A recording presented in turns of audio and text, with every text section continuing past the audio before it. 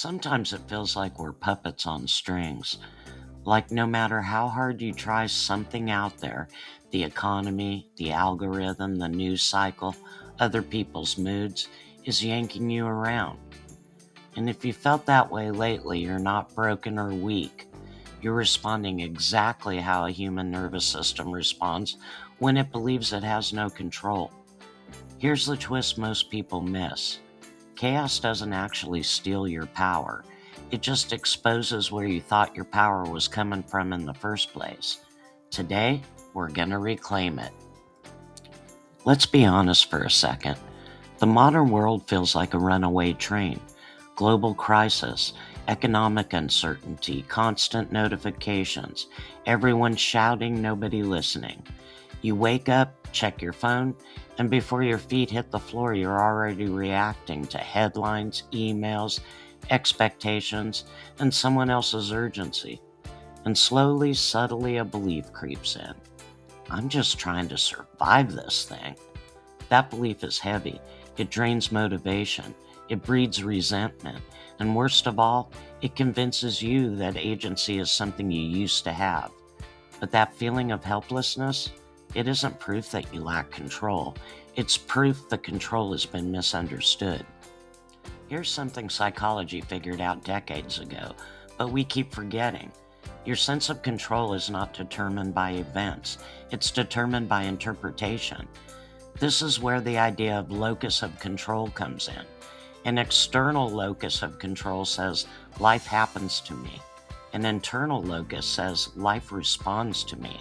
And before you roll your eyes, this isn't toxic positivity or just think happy thoughts. It's deeper than that.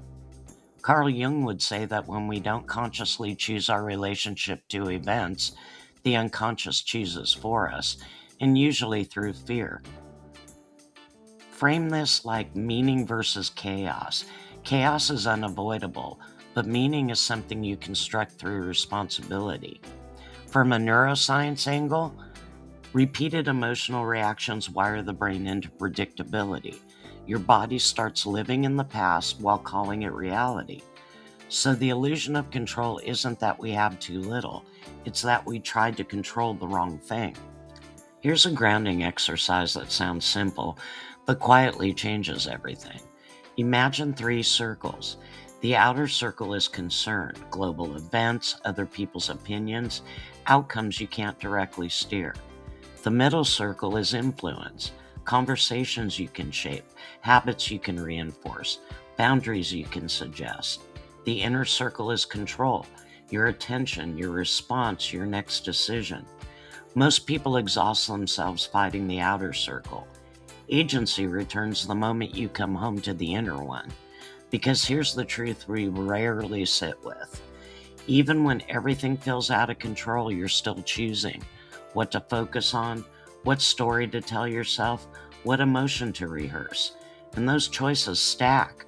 Agency isn't dramatic, it's microscopic, and it compounds. Reclaiming control doesn't mean dominating life. It means responding instead of reacting. That pause before replying to a message. That decision not to scroll first thing in the morning. That moment where you say, no, actually this does matter to me. Boundaries aren't walls. They're instructions to your nervous system about what deserves energy. Mindful response isn't slow, it's precise. And habits? Habits are votes for the kind of person you're becoming, even when the world feels loud and unstable. Every time you choose intention over impulse, you reinforce the identity of someone who is not at the mercy of chaos. Here's the quiet paradox. The more you accept what you can't control, the more power returns to what you can create. Radical acceptance isn't surrender, it's efficiency. When you stop wasting energy fighting reality, you free it up to build meaning inside it.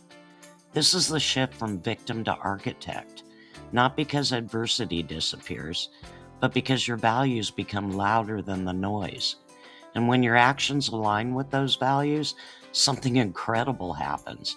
Life still feels uncertain, but you feel grounded. Not because chaos ended, but because you finally stopped outsourcing your sense of agency to it. Control was never about predicting outcomes. It was always about choosing your posture towards uncertainty. And once you realize that, chaos stops being the enemy. It becomes the training ground. If you enjoyed this video, please give a like and subscribe, and let me know in the comments what you think. I'd love to hear from you. Until next time, my little cherubs, Meemaw's always rooting for you.